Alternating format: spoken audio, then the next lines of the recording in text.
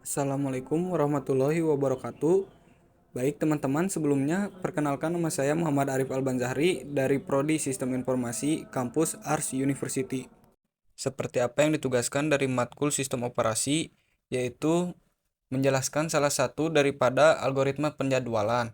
Maka saya di sini akan menjelaskan salah satu algoritma penjadwalan, yaitu Source Job First atau yang sering disingkat SJF. Dan sebelum saya lanjutkan, saya mohon kepada teman-teman yang menonton video ini untuk menyimak dengan baik agar dapat memahami daripada apa yang saya sampaikan.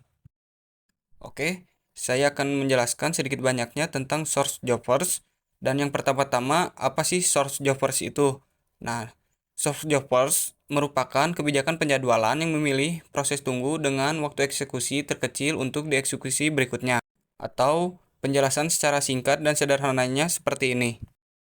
Seperti namanya, algoritma source job first adalah algoritma yang mengeksekusi proses dengan waktu burst paling sedikit dan tiba sebelum waktu saat ini.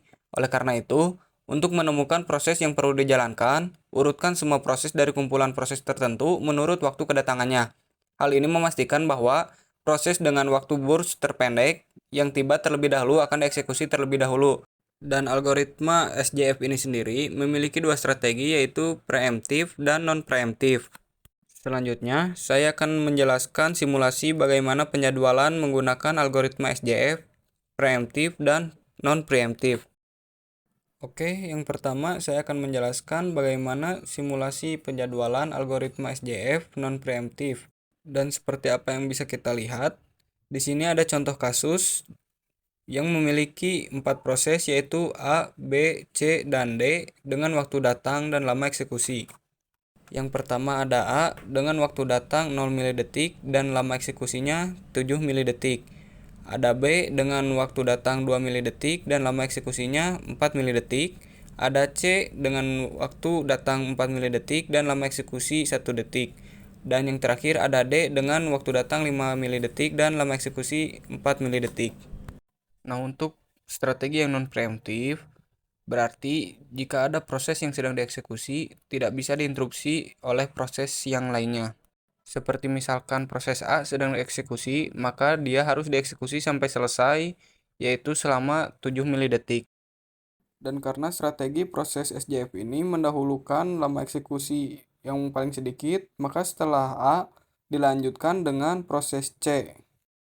Dan di sini, walaupun proses B dan D memiliki waktu lama eksekusi yang sama, namun akan didahulukan proses B karena memiliki waktu datang yang lebih awal daripada D.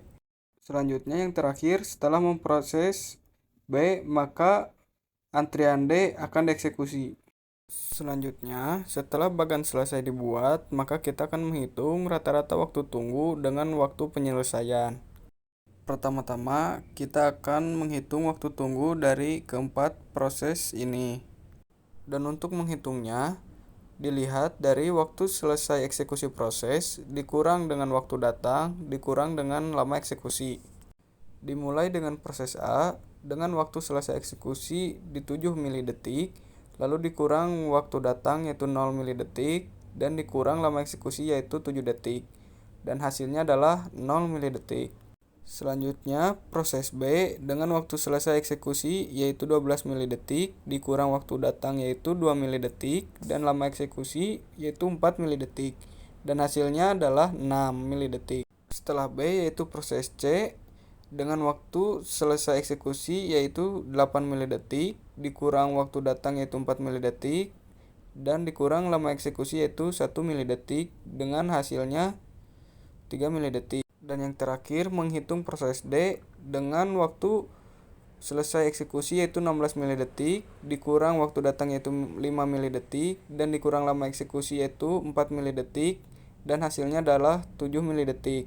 Setelah ini selesai, maka kita akan menghitung waktu rata-ratanya atau average waiting time yang didapatkan dari hasil proses waktu tunggu dan dibagi dengan prosesnya yaitu 4. Dan setelah kita selesai menghitung rata-rata waktu tunggu, maka kita lanjut dengan menghitung turnaround time-nya, yaitu dengan waktu tunggu proses ditambah waktu selesai eksekusinya.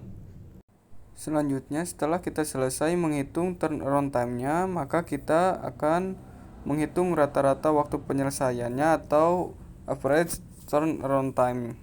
Dan untuk cara menghitungnya, kita jumlahkan hasil dari turnaround time dari keempat proses ini dan dibagi jumlah proses yaitu 4. Setelah proses non-preemptive ini selesai, maka kita akan lanjut ke proses yang kedua yaitu preemptive. Untuk strategi preemptive ini berbeda ya teman-teman. Jadi untuk strategi preemptive ini, jika ada proses yang sedang dieksekusi, maka bisa diinterupsi oleh proses yang lainnya.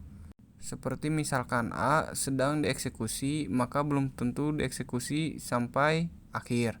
Dan ketika proses A ini sedang dieksekusi dan B datang di waktu yang kedua, maka proses A akan diinterupsi oleh proses B. Dan ketika proses B sedang dieksekusi, ternyata di waktu keempat proses C ini datang, maka proses B akan diinterupsi oleh proses C. Dan begitu pun yang lainnya sampai waktu eksekusi proses ini selesai. Selanjutnya, untuk menghitung waiting time, average waiting time, turnaround time, average turnaround time, itu caranya seperti yang sebelumnya saya sampaikan ya teman-teman. Mungkin hanya itu yang bisa saya sampaikan kepada teman-teman. Mohon maaf jika ada salah kata dan ada yang kurang dimengerti. Saya Muhammad Arif Albanzahri, izin undur diri. Sekian dan terima kasih. Assalamualaikum warahmatullahi wabarakatuh.